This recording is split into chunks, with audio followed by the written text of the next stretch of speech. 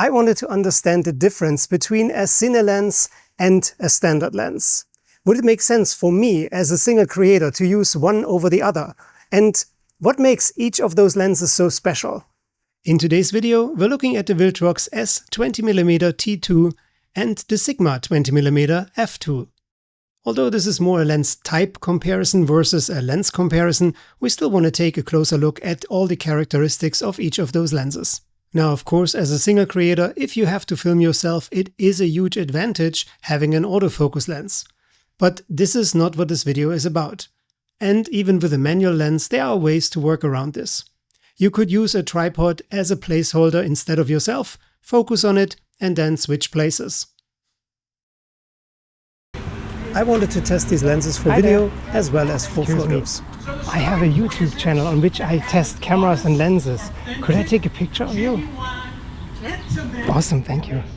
Now for photos, the challenge with every manual focus lens is that your subject needs to play along and give you enough time to focus. But when in focus, the images of both lenses looked good, and honestly I don't see a big difference. Also in video mode, I don't really see a big difference between the two lenses.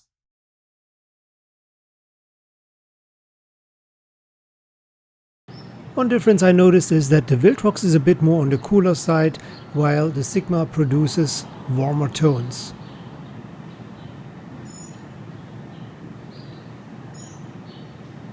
Despite the fact that these are both 20mm lenses, the Viltrox seems to be a bit wider compared to the Sigma.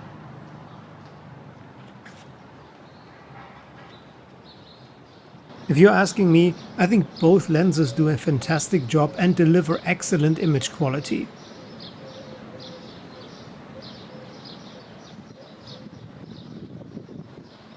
Both lenses have excellent center sharpness already wide open, and the Sigma even in the corners, while the corners of the Viltrox are more on the softer side. But as soon as we stop it down to f4, both lenses perform excellent in the center as well as in the corners.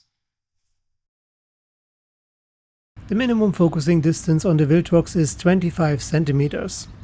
With 22 centimeters, we can get a little bit closer with the Sigma and therefore also have a better magnification.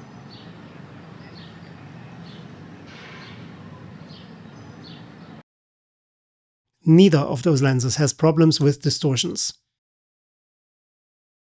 We have some focus breathing on the Sigma.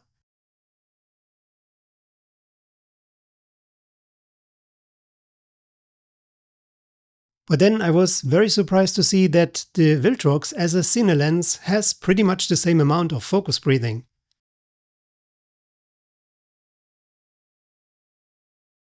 When it comes to manual focusing, I have to give the point to the Viltrox.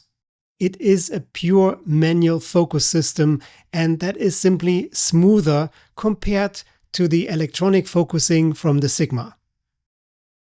Don't get me wrong, even in manual focus mode, the Sigma still delivers. Looking at the bokeh, the Viltrox has very nice round-shaped bokeh balls. There's something strange going on. It looks a little bit like a light bulb with a wire, but other than this, these are beautiful bokeh balls, and I didn't expect anything else given the fact that the Viltrox has 14 blades. Now the Sigma has 9 rounded blades. The bokeh balls are nice, they are clean looking, they have more consistency compared to the Viltrox, but they are also much smaller. In fact, at f2 they look a little bit like the bokeh balls on the Viltrox at f2.8. But when we're looking at real-world footage, the differences are not that severe.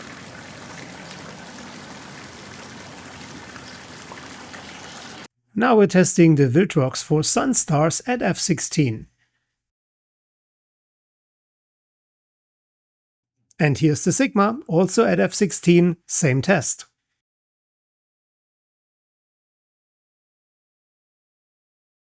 So far, both lenses produce very similar results. So what other differences are there? Now the major difference between a cine lens and a regular lens is t-stop versus f-stop, math versus reality. What I mean by that is f-stop is simply a calculation between the focal length divided by the opening of the lens, the pupil of the lens.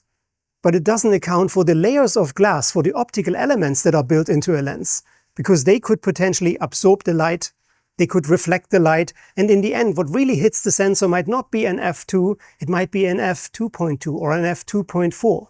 And this is where the t-stop comes in, because T stands for transition, and we really measure the light that hits the sensor, which gives us an amazing consistency no matter if we have to change lenses. Think about a director who has to shoot a movie and constantly change lenses.